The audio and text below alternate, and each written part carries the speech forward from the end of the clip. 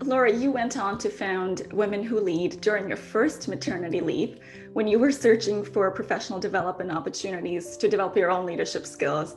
And, I'm so glad that you founded Women Who Lead because, that's how we met. So, what did it take for you to make this vision into a reality? A few things. So first and foremost, it really took clarity of purpose. The take-home message really is that start with why or articulate your passion. And for me, it really was support women in their professional journeys, both in the pursuit of leadership positions, but career advancement more generally. If we're not meeting the needs of the women in that network, then we're failing on delivering that mission. And so far, that hasn't been the case. So first, it really was clarity of purpose. And we constantly come back to that clarity of purpose to ground us in which opportunities to pursue, how to structure our programming, and sort of how we think about growth as a network. And this brings me to point number two. It really is the power of a team that keeps each other accountable to that purpose, because at any one time, nobody's on 100% of the time. And so if you have a group of strong women, it's statistically likely that at least one of them will have had a solid night's sleep and be in a position to keep us all the tasks. So the second thing really is being clear on the purpose and finding others who buy into that purpose. And when you bring a team together, be it Women Who Lead or otherwise, and the purpose is clear and everyone is oriented around that shared purpose, then what you can achieve is astounding. We just had a Women Who Lead team meeting last night, and I think I said at both the beginning and the end of that meeting that I'm so grateful for what is now a team of 10 women who are coming together in pursuit of a common purpose. And I'm sure we could be a team of 20 or 30 with the number of women who have reached out saying they're interested, but we're trying to build thoughtfully. And it really is like-minded women uniting around a purpose. So it is not something that I could have done alone or would have wanted to do alone. And what we're deliberately trying to cultivate now is a diversity of perspectives around that team, to really turn our attention to how well do we reflect the diversity in our network, where are the gaps, and how can we grow in response to those gaps and create opportunities for other women. And then I would say the third thing is being committed to carving out the time for that passion. Whether it's a global pandemic or not, life is just busy. And so I challenged myself to be accountable to the fact that busyness isn't going anywhere. And if you don't carve out time in your schedule for the things that really matter to you, you will burn out. And your potential to amplify others and advance sort of your passion of lifting up all women will sort of fall by the wayside. And personally, it's the commitment to and recognition of that this matters. And if not now, then when?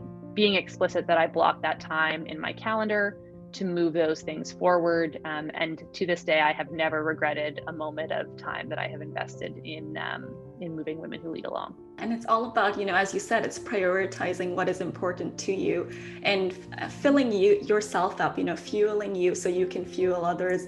I remember this little story a while ago. This was before I was, getting into all of this work. I was speaking to an entrepreneur and I said, I really want to empower women. Like this was my, I had this vision for a very long time, but I wasn't acting on it.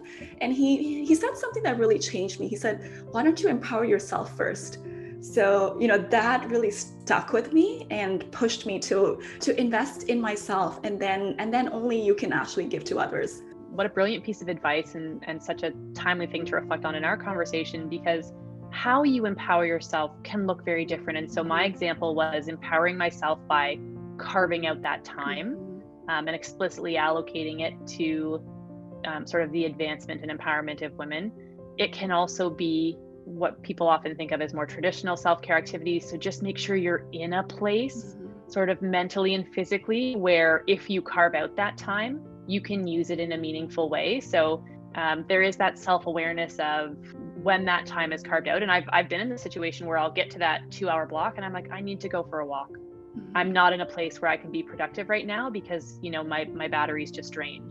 And then similarly, there's a cognitive process of empowering yourself to reflect on how you make it in your own way and putting little strategies in place. So for me, there's a few women in my inner circle where if I'm doubting myself, I will send them a message and say, here's what I'm thinking about doing. And they'll help me avoid talking myself out of why I shouldn't take that step, or help me think through how to operationalize that step. So really, it's just over time recognizing what empowering yourself looks like and trying to put those strategies in place. And I think that that's also a lifelong learning exercise. I'm sure the strategies I have in place now will only grow and amplify over the course of my career. And I can only hope to sort of make those strategies transparent to others and help pay it forward, because I know I'm preaching to the choir by saying this to you, but there is no greater feeling than empowering yourself and seeing the impact that has on your ability to empower others, because they are intrinsically connected. And coming back to Women Who Lead, Laura, what is the next stage for it? I know it's a completely volunteer-run organization, and you are growing. So, what is that vision you have for the next year, the next 5 years, 10 years? What a great question. So now that I'm about to put this out into the world, it helps me be a little bit more accountable for it. But part of what we're turning our attention to, obviously, in the last year, we shifted from sort of in-person programming to virtual events, and virtual events that we really wanted to be responsive to the emerging needs of our network during an unprecedented time. While there's still the context of a global pandemic, we're starting to look forward in terms of sort of bringing our more career-focused programming back into the fold. But where I would really love to grow things is by creating two things. I'd like to create a fellowship program to formally train sort of emerging women leaders so that we can really help build the pipeline and not just support women in their journey, but more concretely help to contribute to some of those systemic concerns about not enough applicants. Like, let's really help and directly support women in pursuit of those goals. With an emphasis on racialized groups and marginalized groups. Related to that is developing a conference where we can have consolidated content and help women, to my point earlier, carve out the time to really immerse themselves in their own development and network building. Because as wonderful as sort of individual networking events are, we know that the sort of compound interest experience of consolidated content over 2 or 3 days really helps light a fire. So it really is about the shift from sort of the one-off individual events to trying to slowly create structural opportunities to bring more women together and create more consolidated content so we can hopefully accelerate our impact.